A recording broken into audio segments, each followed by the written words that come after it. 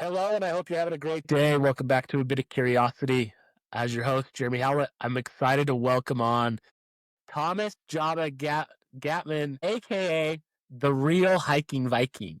Yeah, And there's a lot of names being thrown around within my just anytime you got to deal with me, who knows? I don't even know what name to use half the time. yeah, so we're gonna use the trail name today. So Jaba, right?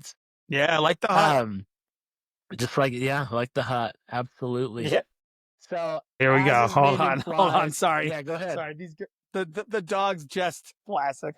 Hey, So he's gonna take care of the dogs. I'll give him a little intro here, but I'll let you I take mean, care of the dogs there, Jabba, and we'll get the intro rolling. So the Real Hiking Viking is, as it says, right? Social media handles kind of created his essence online. One half Viking, one half thrill seeker, and 2/3 beard. He's less than 2/3 beard today, as you may have noticed, and we'll kind of get into that. If you jump on his Instagram, you can see the man without a beard, which is really strange looking because I've never seen him without the beard. So he grew up in central Pennsylvania, youngest of four kids in a lower middle class family.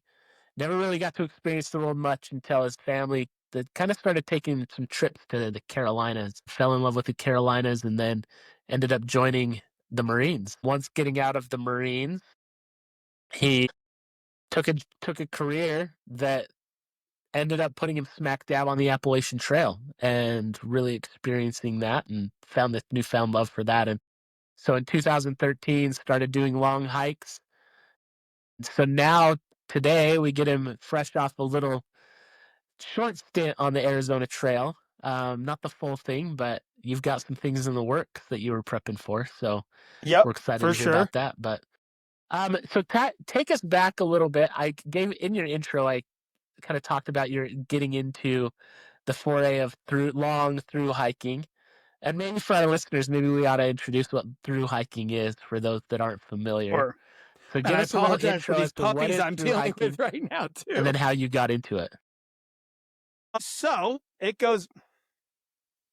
I'm sorry about this, dude. My bad. It's all right. I don't even know what they're barking at right now, to be honest with you. It adds to the entertainment It value of the sure podcast does for me. today. I try to not record while my partner's out of town, unfortunately, and she just happens to be right now. So, through hiking, if you're unaware, is kind of just a general term that's used within the community for a long distance backpacking hike. All right, so it's kind of like anything people like over like 200 miles is kind of generally what people plus or minus whatever. I mean, you can do a through hike on a 60-mile trail. So, but my first through hike happened to be on the Appalachian Trail, and that's typically the term through hike is given to hikes of that magnitude, like national scenic trails, something you're going to be on trail for a couple weeks, couple months, and so that first hike of mine was in 2013, which is where I got the trail name Jaba, and it's where I fell in love with through hiking. And it's basically, I've been obsessed with through hiking ever since that first hike in 2013. And I've kind of been on a tear of backpacking long distance ever since that first through hike. And some people like to think to themselves that like, oh, through hiking is a very specific style where you've got to hit every single mile and you can't miss anything. And so there's all these different ideas about what through hiking is. And to me personally, through hiking is kind of whatever the individual wants it to be. It's like whatever, it's your time, it's your energy, it's your money, it's your pain that you're putting your body through. And make no mistake, there will be pain. And it, that's for the individual person to determine for themselves, in my opinion. Yeah, so in high school I had the privilege to do a couple 50-mile backpacking trips, right? So Yeah. I kind of helped lead out some planning and organization, and we went with a young men's group and we did one down in Bryce Canyon area, and we kind of stationed people. It was more of a test, right? We stationed people along the way in case we realized that we brought too much or didn't bring enough or Sure. whatever. Did you do the under the rim? We did do the under the rim, and then so we started at the north end, right, and did the under the rim past Rainbow Point. And I think we met our second to last station was at Rainbow Point there, right, and then we dipped down, and then we went out of the park, and then we ended up coming up along the creek, oh, what is that? Laverkin Creek? What? I can't remember the name of the creek there, but just to the west of Bryce Canyon. And then we finished at the reservoir there, and Cool. probably about And 51, you were 52 in high school miles. at the time, right? Yeah, so I was 17, and that was a lot. It was a lot of fun. I remember ditching And my your pack packs on were the last. very heavy, right? They they they were fairly heavy, yes. Yeah, Oh, totally. thankfully I wasn't wearing an external frame pack, but so it was a little more comfortable. But yeah, this was still the 90s, right? Like fairly low Yeah. tech gear. Yeah, my first trip was also with an external frame backpack in the 90s as a teenager, Yeah. learning the hard way that you don't need a like hatchet to come along for the journey, right? So, and knees and feet were pain and pain. Thankfully, I'd been on enough backpacking trips before that that I knew Okay. not to bring my hatchet, so that Okay. Well, didn't I help. didn't. Um, but yeah, it was a lot of fun. The last day I ditched my pack with the car, and I just hiked along the creek the whole time and probably caught, I think, what I catch 60 fish in that stretch on just hoppers. You Dude, it was awesome. That's Just fly fishing amazing. hoppers. It was awesome. But so that was our first trip, right? And then the next summer we did a trip up in the Uintas here in Utah, which is the one of the largest east-west ranges in If North not America. the most like it's the most prominent one too.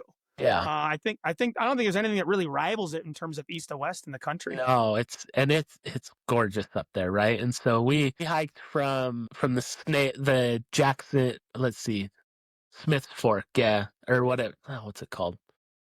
But the main entry point to the Kings Peak hike, right? Yep. Like, Yep. I've been and up it. I know it. yeah, and so we hiked that, and then on top of Kings Peak, and then we came over Alexander Pass into the basin, and then we ended up hiking all the way out to Moon Lake, and it probably ended up being closer to 60, 65 miles, but that was completely unsupported, right? So it was, Yeah. and that was that was a blast. That was so much fun. I mean, those longer hikes are like, and at those ages, the idea of hiking 60 miles, like, multiple days and being on your own, like that is every, like young kid's dream that Yeah, loves the outdoors and loves the woods and loves mountains and like, wants to be along creeks and see critters and animals. Like that is such a special experience. And then take that like mentality and then just never really have an endpoint. And that's through hiking.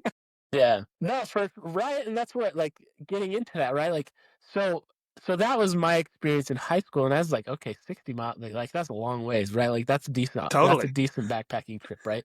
Yeah. Well, then after starting ultra, I start running into people. We mentioned Liz Thomas before this call, right? Like, and Lint and other, like, all these thru hikers that are like, oh yeah, we hike from Canada to Mexico or vice versa, right? And Insane I'm like, people that are obviously on the fringe of society, right? and it's just like, okay, like you're doing what? Like, Yeah. and it's no, it's crazy. And like looking at some of the things that you guys like, the way that you guys shave weight, like I've never seen somebody like file down their toothbrush before. Yeah. Totally. Or And worse, don't even some people have like toothbrushes that like fit as a little silicone thing over their finger. Like yeah, there's weird ways that you shave grams for sure. But that idea of like you're doing what? Like yeah, that is what got me into through hiking essentially.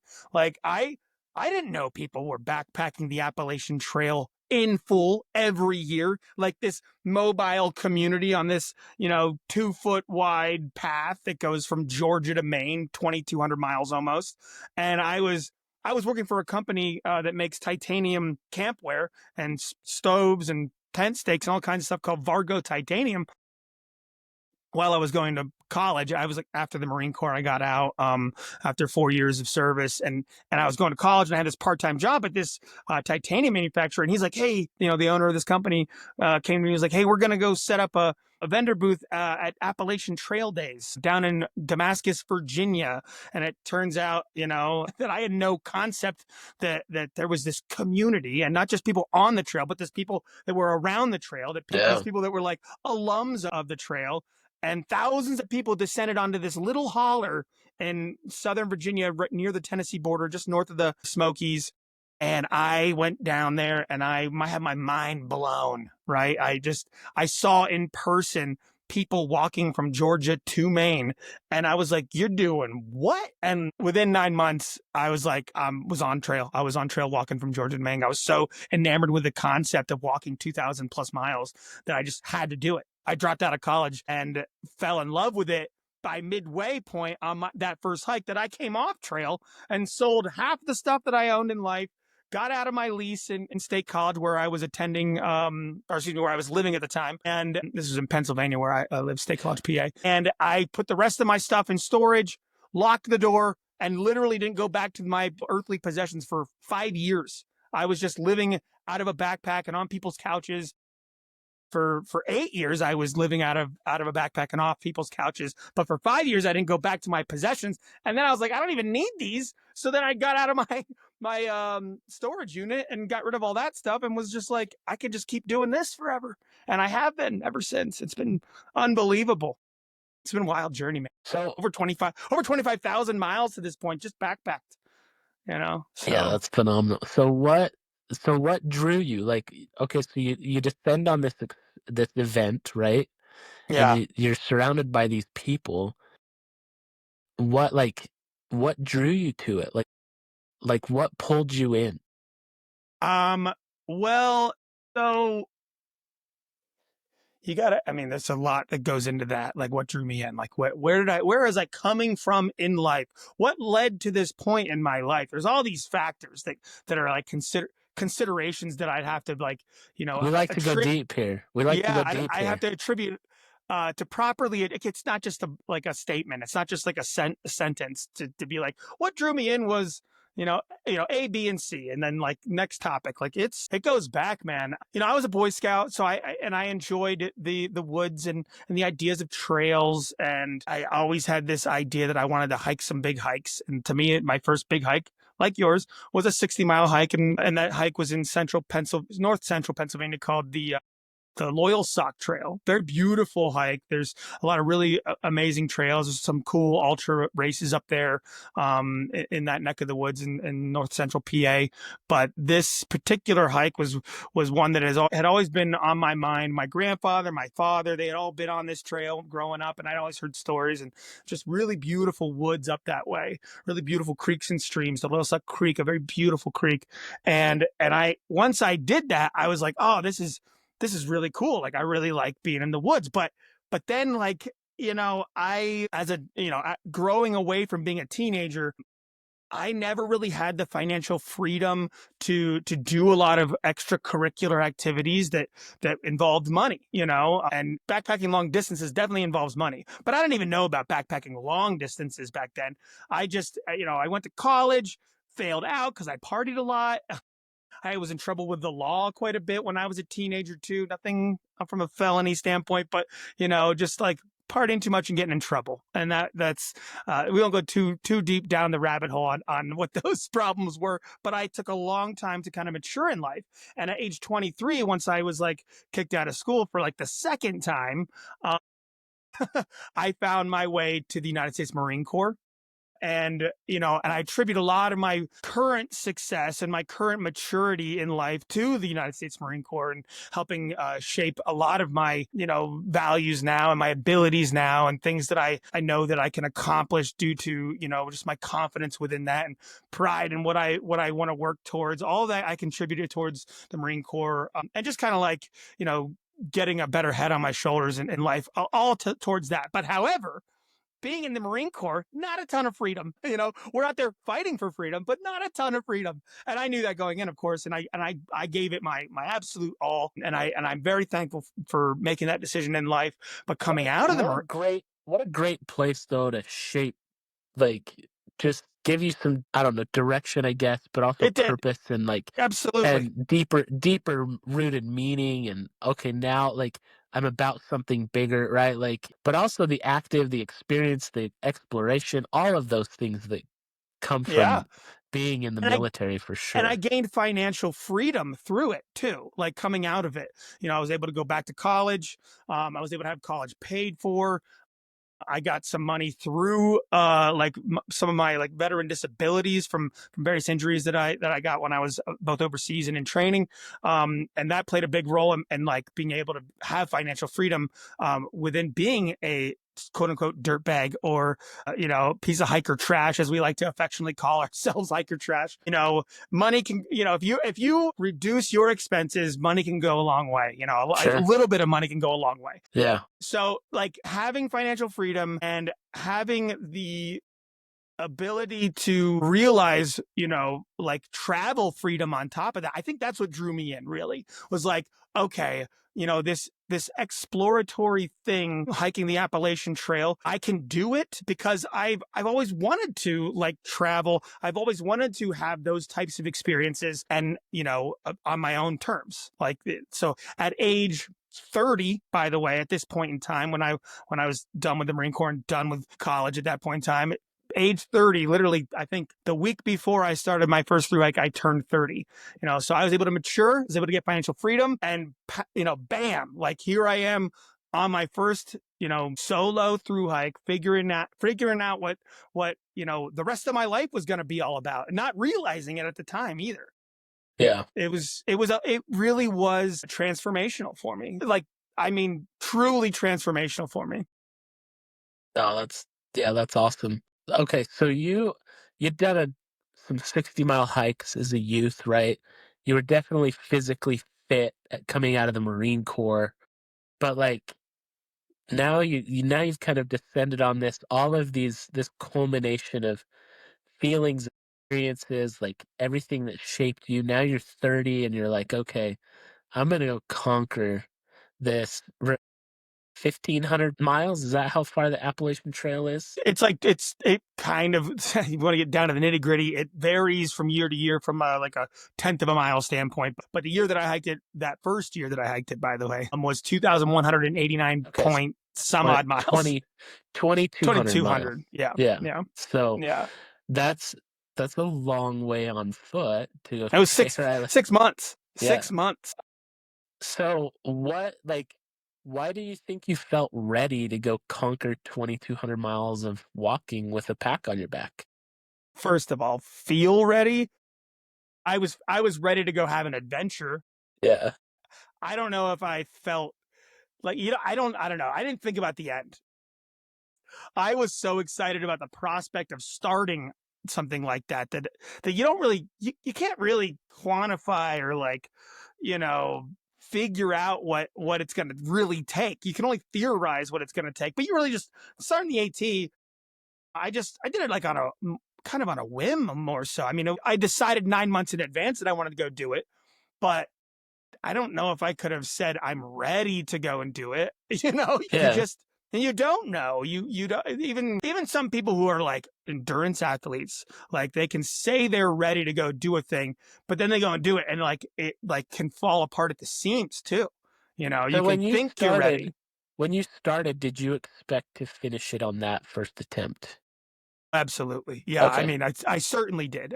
That was definitely part of it. It was Yeah. just like, I'm setting it now, but the way you get there is completely like contradictory to the views you had for how you were going to get there. Sure. I mean, Yeah. so much growth comes into play when it's like, for example, like starting out, man, I'm still like coming out of the throes of being, a combat Marine.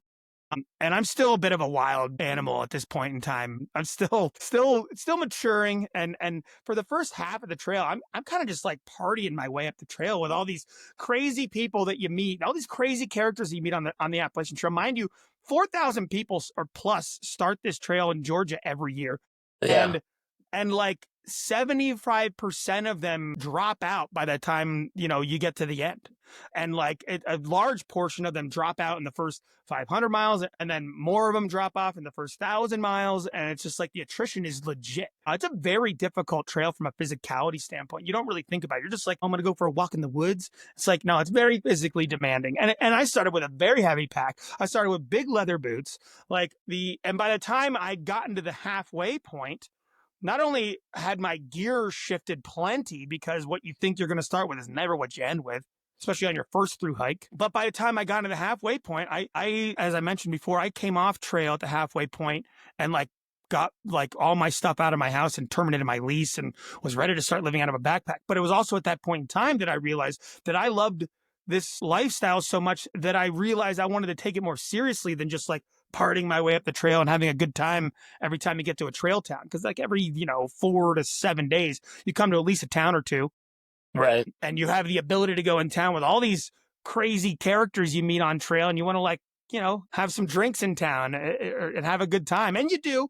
And I still do that. I still do like, love meeting the people you come across in trail. But like, I realized at that halfway point that I needed to start taking this more seriously if I wanted to be successful at achieving my goal, which is to be a thru hiker, to be someone who finished the Appalachian Trail, and to be somebody that can go and hike the Continental Divide Trail, and be someone that can hike the PCT and become a Triple Crown hiker. These are all things that I was faced with at that. By the time I'd taken a little time off at the halfway point to kind of redirect and rededicate what my mindset was moving forward. So you hiked the whole trail that year, but you took a break halfway. Yep. Yep. Okay. I probably took about 7 to 10 days off to basically erase my life and society from like a lease and just, detaching these anchors from my body that could make it difficult for me to continue this kind of lifestyle that I was doing. Basically, after I finished the Appalachian Trail, my idea was to keep traveling and see the world through this new mode of existing. So that was, I did. And by the way, being an influencer at this point in time, which is, I guess, what I am now, which I hate using that term because it feels so, I don't know, it feels like it's dirty. Like I applied to be an influencer in life, and it's like that's not how it has worked at all. You're I just a was like, promotional product advocate. a part of it, but it's certainly not. It was not my motivations whatsoever. That first hike, especially, I was not on social media. On social media. I didn't have Instagram back then. And I just wanted to experience life with joy and experience life through this lens of this new lens that I had never experienced before. It's just really empowering personally to be out there and to detach from technology and society and really kind of find out who you are. Not just because you're trying to do hard things, but because you have nothing that like hides you from yourself, because you are able to walk all day long. And when you're walking all day long, you have the ability to have your own internal dialogue all the time, hours on end, anywhere from like 12 to 16 hours of hiking. You are able to just be in your own head. Being in your own head is something that we don't get a chance to do too often in regular life, normal society. Even people that have, that feel great about where they are in life, they don't get a chance to be with themselves too often. It's certainly not like that. And that is really, you get it, to me, where you get the most benefit from what this lifestyle is the opportunity to be with yourself and learn about yourself in a way you never could prior to these opportunities. That's one of the questions that I kind of wrote down, right? What is that like?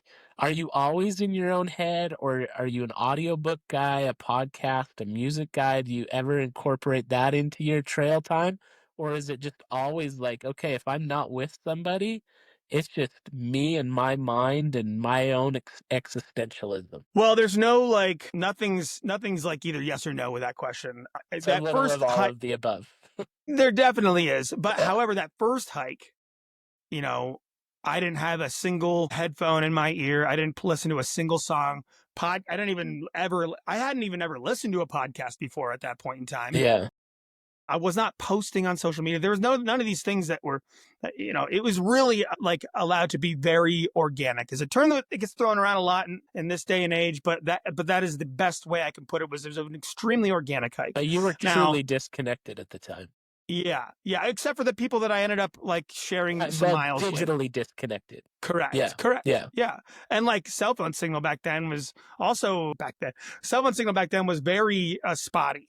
Very spotty. You were, and like there were no, dude, I can't, there weren't even like battery banks that were like efficient and useful to bring on trail at that point in time. You basically had your phone off and we didn't even have, there were no apps to be using for hiking these trails. There was no, like, there is a guidebook called AWOL's Guide to the Appalachian Trail. And it basically was this pamphlet that, was a elevation profile that, showed, where you were on the elevation profile with all these like points, like water, this, that, the other. You don't even need a map. We didn't even use a map to hike the Appalachian Trail. You just knew you were going north and like, okay, from here to here where I have to get water, from here to this shelter, from here to this campsite, that's all you needed to worry about. It was just incredible. And even the next year, when I hiked the Continental Divide Trail, which, by the way, most people didn't do the CDT as their second through hike ever, because at the time it was a very advanced hike because it was an unfinished trail, 3,000 plus miles, point to point, Mexico to Canada. And you had to carry paper maps, and not just one set of paper maps. You had to carry at least two sets of paper maps if you wanted to do any of the alternates.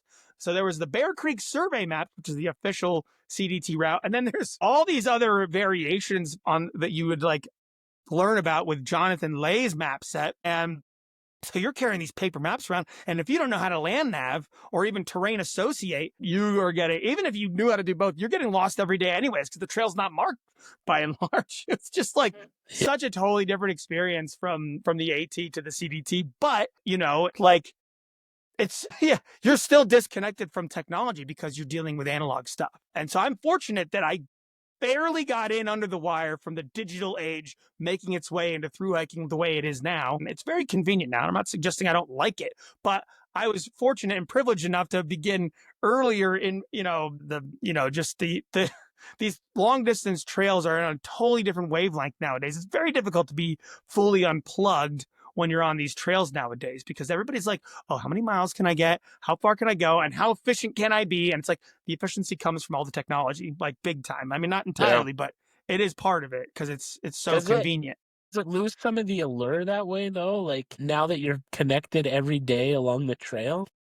Well, that's where you can choose some other types of hikes that kind of disassociate you from those types of technologies to being, for example, like there's off-trail orienteering routes that you can do where you can carry paper maps and be connected more so to where you are that way. And you have hikes like the Hayduke Trail, which is an 800-mile hike that goes from Arches National Park to Zion National Park, and it traverses through 6 different national parks between Southern Utah and the Grand Canyon. It's pretty incredible. I've done that a couple times. The Sierra High Route is something I've done a couple times. The Wind River High Route is something I've done a couple times. And those are hikes that are not for the faint of heart, not for the beginner, very much upper level. If the AT is like, your entry level hike, so to speak, to through hiking, those types of hikes that I just referenced are like more your PhD level.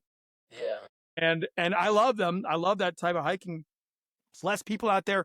You're on your own. There's definitely hardly any cell reception. Very remote, very difficult, very much you're not bopping along listening to podcasts. And there are hikes where I listen to podcasts all the time. In fact, since I am doing so much mileage year in, year out, after that first AT hike, I was like, oh, maybe I should afford myself the joy of listening to a little bit of music. And then I went to like, okay, now I listen to podcasts where I can like both learn things that are like, I'm doubling up on, if I'm out there, 6 months out of the year, like, there's a lot of dead air, so to speak. And it's nice to be able to like, listen to some podcasts. I listen to one called Hardcore History. I really like learning about history, and that's a way I can kill 2 birds with 1 stone, so to speak. And then when I'm doing these like very long trail efforts and I'm trying to push my body a lot, where, for example, on this PCT, I did a 100-day effort, which is averaging over a marathon for 100 straight days, essentially, while on trail.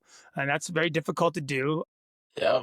And on some of those bigger days, you're just like, maybe, listening to some music can give you a little bit of extra juice in the afternoon, So there's all different ways to still enjoy, my backpacking where I'm either unplugged or I'm plugged in, or I Yeah. do it all because it shifts, and my tastes and desires shift from kind of month to month and year to year too, week to week. Sometimes I want to be plugged into what's going on in the sports world, so I listen to sports podcasts while I'm out there, right? So it just kind of just varies. So you mentioned the Triple Crown, and for those that aren't aware, the Triple Crown is the Appalachian Trail, the Continental Divide Trail, which is from Mexico to Canada through the Rocky Mountains, right? Yep.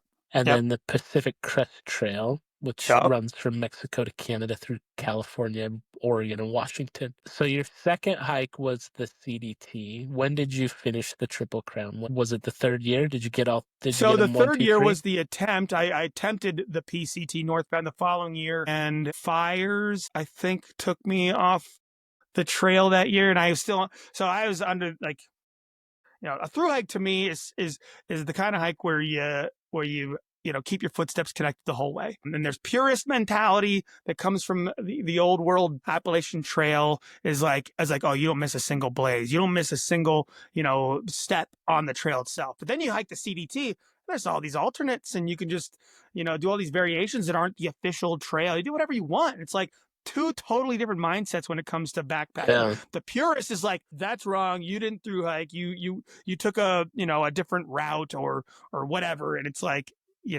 teach their own on that. And the phrase that always gets kind of brought up is hike your own hike. But to me, it's keeping your footsteps connected as best as possible, and in some cases keeping them connected no matter what. So on the PCT that third year, which would have been now in 2015, fires thwarted that whole idea of keeping footsteps connected. So I actually kind of got off trail, and it was just like, I'll go hike it next year when the fires aren't doing their thing. And at the time, I didn't know that this is going to be, an every year's thing on the PCT, where it's just like fires close hundreds of miles at a Yeah. time, and all kind. You might never hike at this point in time. It's darn near impossible to hike both either the PCT and or the CDT in full with keeping your footsteps connected. I was able to do it in 2014 on the CDT by like chance, essentially. I didn't know that, like, I didn't have any fires that year. It was kind of a miracle, but I didn't know. The AT like doesn't have that issue. Now Yeah. there's all these other issues. It can be like, hurricanes and flooding, and things can rip the trail apart. But I was an Eastern kid. I had no idea about forest fires like this. So I tried the following year in 2016, and did a flip flop. I went back down to the border, Mexico and in California, and started again, thinking I was going to go northbound the whole way. And I guess I don't remember exactly at this point in time why I tried flipping up. I don't know. I just did. And when I got up there, I had I think it's because I recall now. Because in the off season, I decided to southbound winter through hike the Appalachian Trail. And that took me into April. And then I had all these like off trail responsibilities in life and commitments, like some weddings and some bachelor parties. And I wasn't able to go start my northbound hike that in 2016 until, this is one of the crazier things I've done, is starting the PCT June 12th, I believe, going northbound, and I paid for it. Like, man, Muy caliente.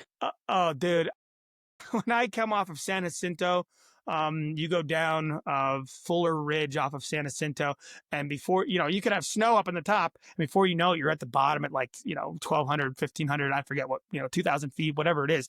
But I went from like freezing cold to 120 plus degrees in like the blink of an eye, and I'm like dying down at the bottom. But I kept going, and I was doing big miles, and then I got, do you know, Fitz and Becca Cahal of Duct Tape and Beer / Dirtbag Diaries? We had done a documentary while I was on that southbound winter through hike called Paul's Boots, where I carried a gentleman's boots who had passed away. A bunch of us carried his boots the length of the Appalachian Trail in honor and in memory of this person. And this is when I was on my southbound AT hike, but those boots were still on trail as I was on the AT, as I was going up the PCT. And by the time I got into the halfway point, Fitz, like I said, of Duct Taped and Beer, called me up and was like, hey, the boots are going to summit Katahdin soon. Can we fly you out to Maine to go summit with boots. And I was like, that would be great. I'd love to. They're like, we just need you to get to an airport. I was like, okay. And that was a whole ordeal just trying to get off trail and get to an airport. It was like planes, trains, and automobiles style. But went out there, summited Katahdin with the boots. And then I flew out, and then I had another wedding, and all these things kind of like kept me off trail to go finish the PCT. And I actually was trying to stay in shape by like road running, because I was in an impeccable shape, but I was road running, and this is my stupid fault, in a pair of minimalist ultra shoes that I'd never road run in before, minimalist shoes. And I just thought, yeah, this is going to be fine.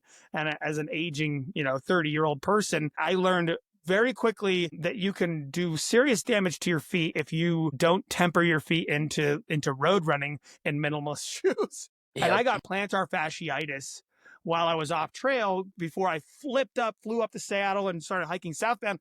I had like crippling, and I didn't even know what it was. I just started getting these pains in my feet, and I was like I just pushed through it, both running and, then flew out to the trail and started hiking southbound on the trail. And literally within the first 2 days of hiking southbound from the Canadian border to to go hike back to where I got off trail in Northern California, I was like crying on trail from the pain of this plantar fasciitis. And I had to hitch off the trail. And by chance, this woman who picked me up on the highway that drove me to Seattle was a nurse. And she was like, "Oh, you have plantar fasciitis." I'd never heard of it before. I didn't know what it was. Didn't know it was a thing. Didn't know it was going to affect me for the next like 9 months of my life. Yeah, I it's couldn't rough. hike, run, do anything, but I was very, very, very like prudent with recovery in every feasible way. Whatever I could do, I did. Rolling it, massaging it, using ice, using red light therapy, whatever I could do. And it wasn't until that third attempt that following year that I had went to the northern terminus on the PCT where the plantar fasciitis first set in on me. And I attempted a 100-day. My goal was to hike the PCT in 100 days, and my fingers were crossed the whole time, because I was like, is this plantar fasciitis going to be a thing that lingers with me for the rest of my life? And knock on wood, until, of course, I just made my dogs bark thinking there's someone at the door. But it was, I have never had plantar since then, and I'm so thankful for it, because it was so painful. I thought it was going to maybe affect me for the rest of my life, and maybe take me off trail as a backpacker and a thru-hiker. And that would have been painful, when that comes into mentally play, and emotionally. Yeah. No, it could be a major derailer, right? Like Big time. Injuries are a bugger, and those are nagging ones. So I'm glad that you're not dealing with it anymore. But no, because I was still kind of taken off in my journey at that point in time. Just trying to get my Triple Crown under my belt before like doing all these other crazy ideas and adventures that were gonna become opportunities for me down the line. Because if it all unfolded and crumbled there as I thought it might, I wouldn't have had the opportunity to go backpack in the Middle East. The Jordan Trail people reached out to me and asked me if I would come hike the Jordan Trail, hike from the Red Sea to Syria. The Board of Tourism over there paid for all of that, and I was able to go back to the Middle East for the first time since I was in the Marine Corps, and have an entirely different experience in the Middle East, with a culture that I only experienced in one particular way. So it's given me a lot of growth and a lot of opportunities just in life to be able to continue being this, hiking Viking and Jaba the thru-hiker, and just, someone who wasn't able to travel as a younger kid ever, never being east of the Mississippi. And it's just afforded me such a unique perspective in life and unique growth in life. Yeah, so I think like a lot of people over the past few years have become very familiar with the Appalachian Trail as the thru hike, right? Thanks to the book and the movie, right? Like, And I think we've seen a lot of people, numbers have increased a lot over the last really 15 years on all three of those hikes for sure, right? And if the people don't know, Bill Bryson's book, A Walk in the Woods, which I definitely read, by the way. Yep, that's a great one too, right? Like, Bill Bryson, if you haven't read that book, that's a fun read. It's a good one. It's a good one. Definitely gets you ready for the idea of having a fun adventure on the Appalachian Trail. Yeah, and his experience with it, like he definitely takes it somewhat lighthearted and approaches it like, it's a fun. It's fun. Yeah. I mean, that is the Appalachian Trail in a nutshell too. It's just like, it is lighthearted if you want it to be. No, that's And all these experiences can be kind of whatever you desire them to be. It's all about what type of adventure you want. It can be all of it. It can be very serious, it can be very regimented, or it can be as like, butterfly effect as possible. Just, just let it all be, and you can just go in any direction. It's unbelievable, really. yeah. And I like personally, haven't done any of those three trails, right? Like I have hiked part of, like well, I don't, it wasn't really a hike, it was a run, right? Like I really enjoyed running from the valley up to Tuolumne, Sure. which is the first stretch or the last stretch of the John Muir Trail, whichever way you're going, right? Yeah. Well, in one way it's all downhill, and the other way it's all uphill. At least from Tuolumne to the valley, or vice versa. Yeah, so it was fun, and it was fun getting to the shop up in Tuolumne because they had, like, you saw the whole dedicated section to thru-hiker packages that they'd all sent to themselves, right? That were waiting for their And you see arrival to the ravenous area. backpackers eating cheeseburgers from that little Yeah. So it's really it's a cool vibe, right? It's a cool culture. I think a lot of like for a lot of people, it's like, that's taking 6 months, 9 months, whatever that takes to go 2,000 miles or 2,600 miles or whatever. That sounds like a lot, right? Like, people people wait their whole lives to try and have an opportunity to do a big hike like that. It's yeah. not easy to get yourself in position for sure. But I like, and I've told my wife that, like, my wife would love, and part of me hopes that she doesn't listen to this podcast because then she'll hit me up again. But she would love to through hike one of I'll those send this in a podcast single go. link to her so I'm she sure you can will. I appreciate that. get the bug, because it is a bug, man. But I've It is told her, like, addicting. I would love to segment one of them, right? Like, and For do it sure. over the course of years, and I'd be okay with that. Yeah. Maybe one day I'll get to the point where it's like, okay, I can abandon my children and my life enough to You go don't out even and have to abandon your children. You can bring them along. bring them with me. How old are they? How old are your kids? Well, right now they're all old enough to 21 down to 13. Well, you could. There's a woman who through hiked the Continental Divide Trail in 500-mile segments over the course of 5 years with pack llamas, starting with her kids that were 1 and 3 years old. Well, And this was the 90s too. Like it was totally insane. yeah, Her name is Cindy Ross. She wrote a book about it, called Scraping Heaven: A Family's Journey on the Continental Divide. And she happens to be a friend of mine too, that I met through all this world of backpacking and through hiking. And of course, I'm a very social person, and I tend to accidentally network left and right like crazy. And her story is unbelievable about what she did with these kids, and they're all in their 20s and 30s now.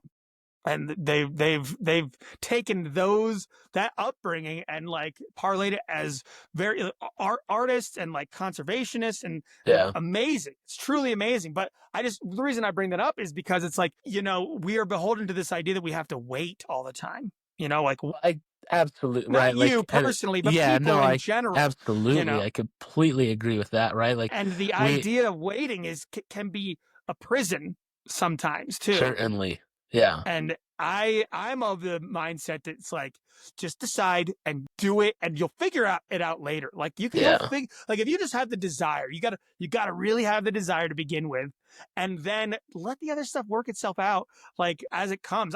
I'm notorious that I'll make a decision to like do something, and I won't even do a lick to prepare for it until like the day before or the morning of. Like that I was gonna be gone for 2 months. I packed that morning.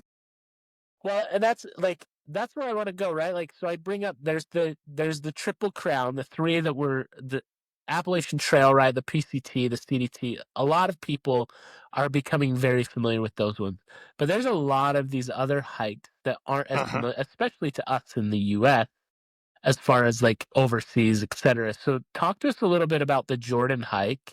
What was that like? What was like? How did that differ other than yeah, how did that differ from being here in the States with the hikes that you've Well, done here?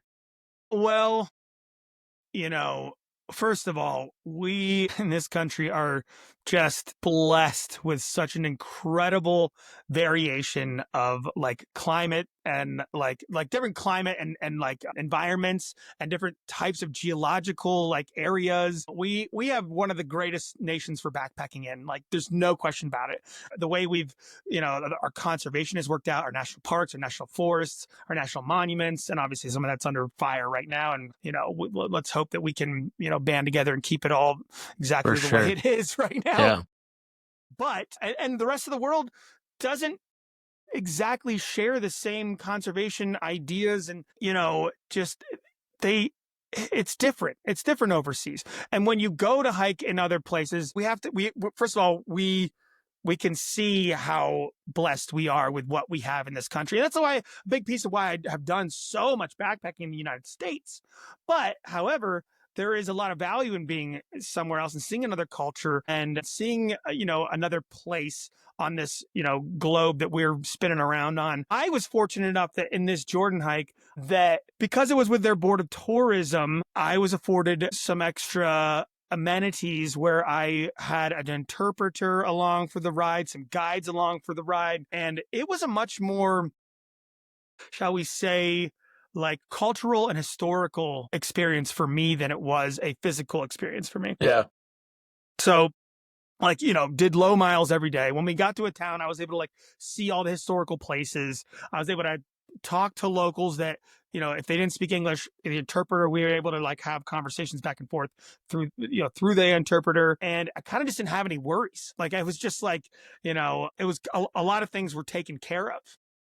It was definitely not a physical hike in the ways that I doing 100 miles in the PCT, doing 100 days in the PCT, very physical effort. There were days where I was hiking 40, 50 miles a day, legitimately. But on the Jordan Trail, I think like 10-ish miles a day was, so I was able to really absorb this new place. And I'm very glad I had that opportunity. Yeah. Because, when you're in a new country, and you're just blasting miles. Like, where's the value in blasting miles in a place you've never been before?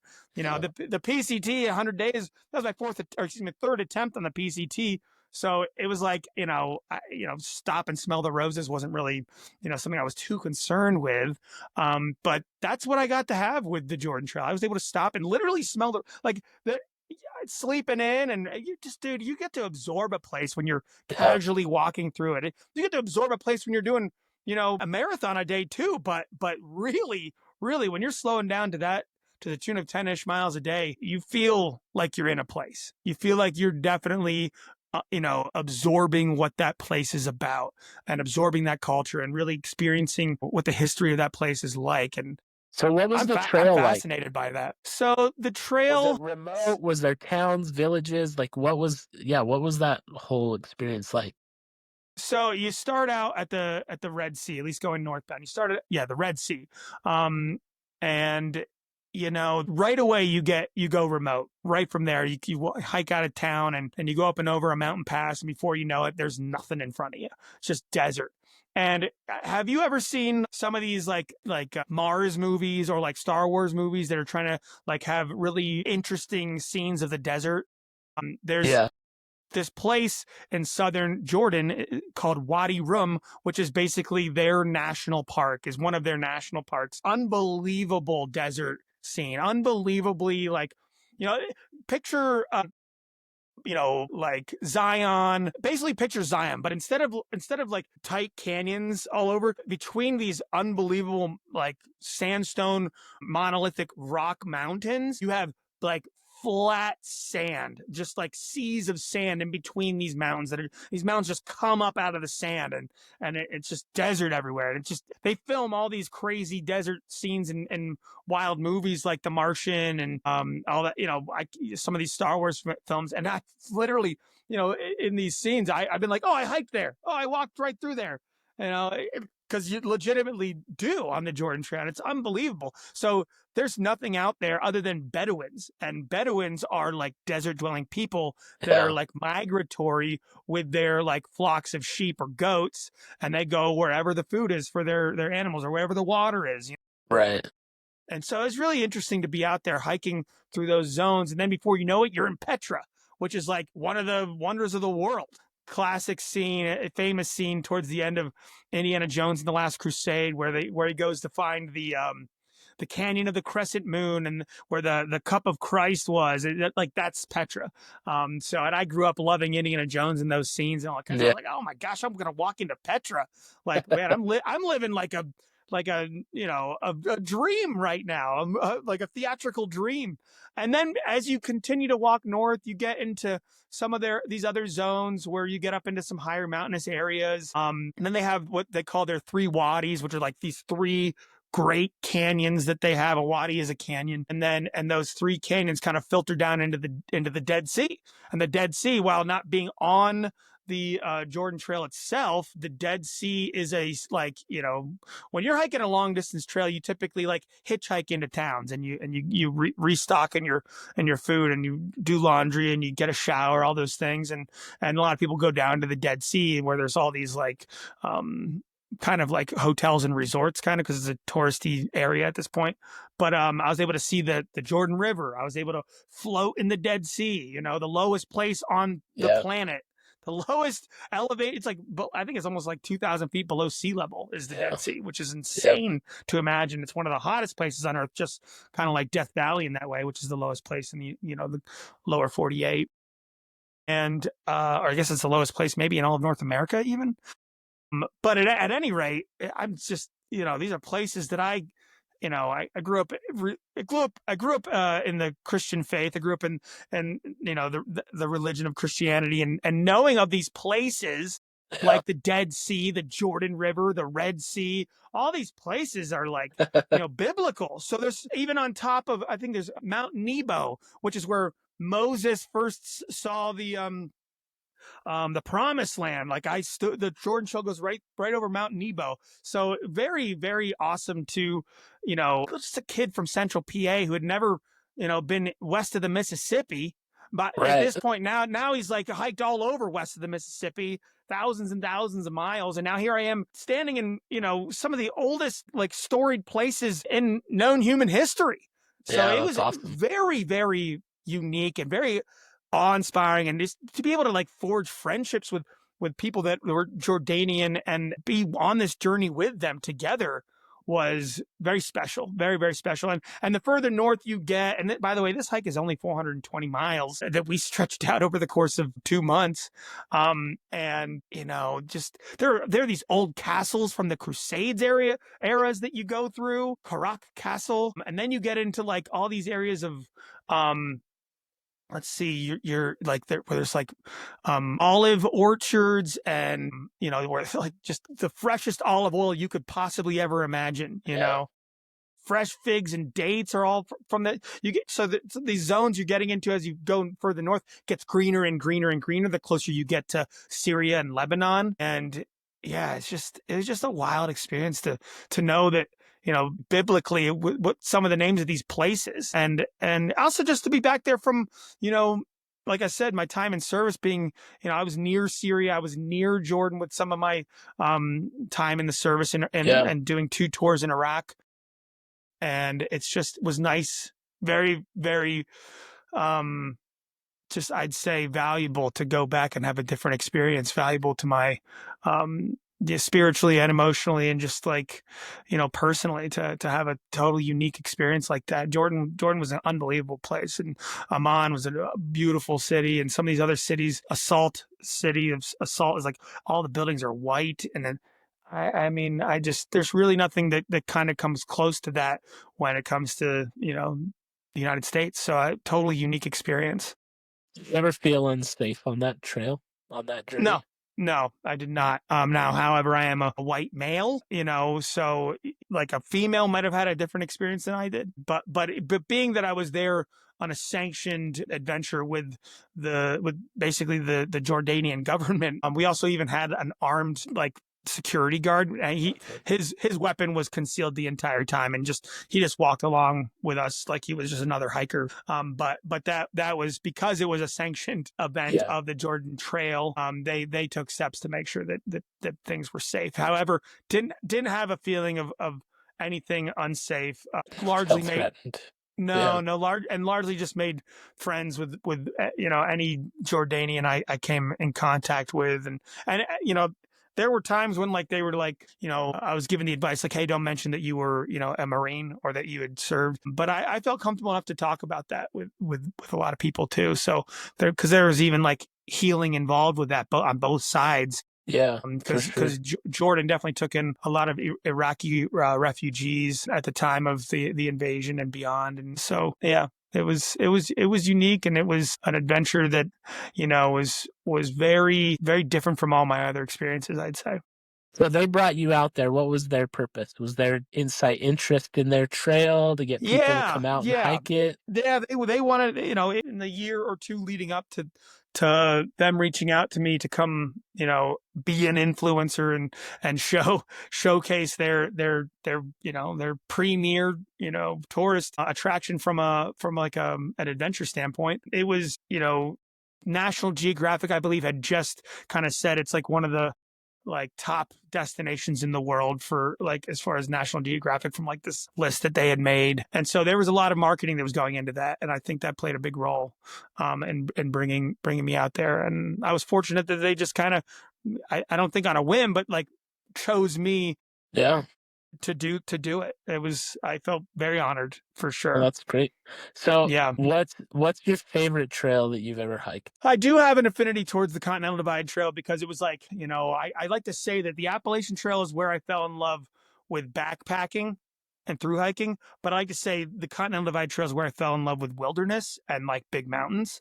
Because like I said, I had never really been west of the Mississippi. That was my first time backpacking in those types of mountains. And it was very formative to loving the West, just being a kid from central PA. The highest point in PA is like 3,000 feet. And it's not like this like awe inspiring mountain. It's just like the top of some ridge that is, Yeah. shrouded in greenery. And don't get me wrong. Like I love Pennsylvania. I'm a big, East Coast fan. I love my Appalachian Mountains more than most people, but there's just, no comparison to being out West and being on the Continental Divide itself. However, when it comes to like my favorite hikes, CDT, if I had to choose something beyond the CDT, the Hayduke Trail, going through some of the most beautiful places of southern Utah, really, really incredible. I like, it's tough because like I don't. Some people are like, oh, I hiked the trail, I never need to go hike it again. Like I want to hike all these trails again. I am a repeat offender because like people are like, why would you want to go hike something you already hiked? I was like, have you ever been back to a restaurant you like? Have you ever been back to a bar you enjoy? Like, why do anything more than one time, right? So when it comes to these experiences, each experience is different by nature. You'll never have the same experience Sure. twice. Yeah. Meeting new people out there, like you're older, you view everything differently. Every time you go and do something, it's just like do you ever watch a movie more than one time, and then the second and third and fourth and fifth times you see that movie, you like pick up new things, you Well, know? and you may go hike a section of that trail in the morning that you hiked in the afternoon one day, and it looks completely different. Absolutely. And the Yeah. direction which you hike it can change your Yep. experience. Lighting in the day, of course, changes how it looks. Yeah, it's just no two experiences are the same. And so I like going back. And so the Haydock is one I feel like I will always go back to, like, to hike. And when it comes to the Triple Crown, I'm actually very close to getting my double Triple Crown. And in fact, later this year, I'm going to be going northbound from the halfway. I mentioned, by the way, those, 2015 and 16, I had two half hikes of the PCT. My first two attempts were thwarted, one by fires, one by injury. So I have two section hikes just sitting there waiting for me to go complete the other sections of those Yeah. hikes. And I plan to this year go and finish the top half of the PCT to essentially wrap up my double Triple Crown. Awesome. So yeah, that is wild. And I'm 42, and it's just like, I hope I can keep doing this for another decade, like, when do I retire from all this walking? Because Yeah. it gets harder every year to do. Yeah, I know we could keep going. We didn't even get into your winter approach on the That's its own Appalachian thing. Trail, That's, right? Like that thing's insane.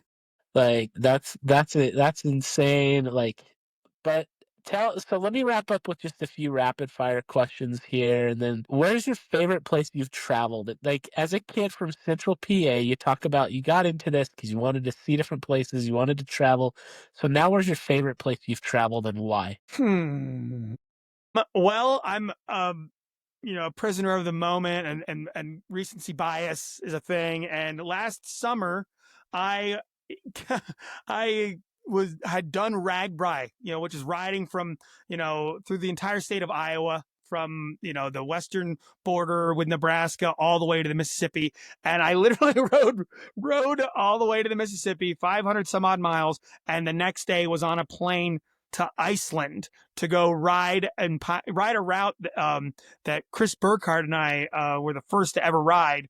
And that it was like a 6 day ride, 6 or 7 day ride, where we rode about 350 miles or so. And man, what a stark contrast to the hot, hot and humid and sunny, Iowa every day, to going to the dead of summer to Iceland, where it was like frigid, windy. It was like it felt like being on the moon at times. Just, I had never been to Iceland, and I was like, threw myself into the throes of like just some of the gnarliest things I had ever done on a bike. And I've done a lot on a bike at this point in time. Like, I've ridden, maybe 10,000 miles or so on a bike. And it just was like, it was unbelievable. Being in Iceland was unbelievable.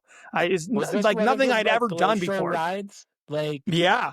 Yeah. I okay, mean, because I've seen we didn't some of get his on the stuff on glacier. Instagram recently, and he's been Yeah. riding Yeah. these Yeah. glacial rides and stuff, and We it's like, came within view of the glacier. We were on snow at times. We were fording glacial rivers at times. It was totally gnarly. And again, we were like off trail at times, just praying that we were going to be able to make it through, while our feet and hands were numb from just frigid, wet, cold. And it's just, man, just being sandblasted by 50-mile-per-hour winds. And it was just, Iceland was something that I put up there with one of the wildest experiences I had, and one of the most beautiful places I'd ever been, for sure. yeah, I've been hounding Chris to get on this podcast for a while. Yeah. Hopefully, Yeah. I can get him on He's this. tough to lock down in a lot I of know. ways, for sure. Yeah. So what do you consider one of your greatest accomplishments? Well, this is kind of off the beaten path from a adventuring standpoint, but are you asking about adventuring or just in life in general? In life in general. Being a good son to my parents, where I was a literal hellion to raise in every way. I mean, my path in life is, if you strip the maturity away, like just knowing who, like, I'm doing exactly what a person of I was a tethered, like, child like that. I was just so crazy, full of so much energy and like reckless abandon, that I had to be tethered as a child. And like I'm doing exactly what a tethered child should be doing as an adult in life.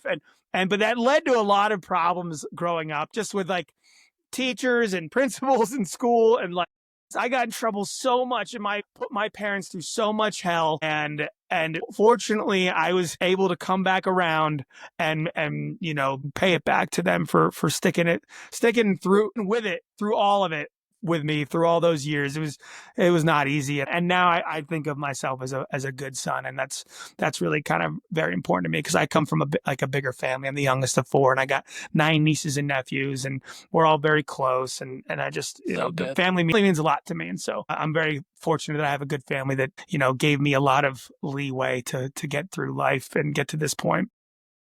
So good. How do you respond to failure? Well, I don't think we can have successes in life without failure. I don't think that's a possibility. And I don't think we are capable of remotely achieving, our greatest potential without making mistakes. And if we aren't striving to do things that are difficult, that force us to fail, then we're probably selling ourselves short. So without failure, I'm not who I am today. And I've failed a lot. I fail often. I fail every year. There's tons of failure that molds us into who we are and gives us perspective for trying things better the next time. Right. Like, it's probably exhausted throughout the annals of time. But like, how many times did Edison fail with a light bulb? Right. Here we are. I got all these lights around me, huh? Yeah. So it's like, without failure, we don't find our greatest form. I really strongly believe that. So my next question would be, what are you working on next? But we kind of alluded to that you just came off the Arizona Trail. Yeah. We talked about before pressing record here, you're in your 40s. So through hiking takes its toll on the body a little bit more than it used to. Yeah. So you're taking it to the pedal. So Yes. tell us about your adventure you got coming up on the bike. Okay, so well, I still, like I said, I'll be going to the PCT to try and work on my double triple crown, right? But next year, I'm very hopeful to attempt the triple crown of bike packing in one calendar year, which is, bike packing the Arizona Trail. And this is not in any order. I'm just saying it. Actually, the order would be the Tour Divide, which goes from Banff all the way to Mexico. And these are all race starts, by the way, to actually do the triple crown or bike packing. You have to race the Tour Divide. You have to, which I've done, by the way. My first bike ride was connecting the Tour Divide with the Western Wildlands route, which is a 5,000-mile loop that I think I ended up being the first person to ever connect and complete. That was back in 2021 or two, I think. And then it would be bike packing the Colorado Trail race start and then bike packing the Arizona Trail race start. So I'm not really a cyclist by nature. Like, I'm a big dude. I'm like 220 pounds as I sit here today. And, but in order to actually race them, I'm probably gonna have to drop a bunch of weight and give it. I mean, I'm not gonna like win any of these races. It's not what I'm going for. I just want to have the experience of attempting to do this and doing hard things. And right now, my body feels like it's capable of doing those things. And on this next off season, I will work hard towards training to be competent enough to start and finish each one of those races. Also, next year, coming out with updated versions of all my backpacks, some new packs that I'm coming out with Mountainsmith. So I'm constantly like always testing and whittling down like the perfect, backpack for all my adventures, which I carry, which is the Mountainsmith Zerk 40. So that's kind of just always in like R&D with Mountainsmith, is like, testing out these new prototypes and getting them in the pipeline for a release the following year. Awesome. Love it. Well, keep filing down that toothbrush and enjoy those whittling journeys. it down. No grams, less grams. Ounces equal pounds, pounds equal pain. That's true. Jaba, hey, thank you so much for joining us on A Bit of Curiosity. If people want to keep up with you, where can they follow your journeys? I can go to Instagram, The Real Hiking Viking. I'm also on Facebook as The Real Hiking Viking. I don't really do too much on Twitter/X, but I'm there too. Things kind of auto post, and I'm a hiking Viking on that. So feel free. Yeah. Okay. Love it. Well, thanks again. Appreciate it. Thanks for your having time me. today. Appreciate it, Jeremy. Yep, Yeah. absolutely. Looking forward to sending this link to your wife. Okay. Sounds good.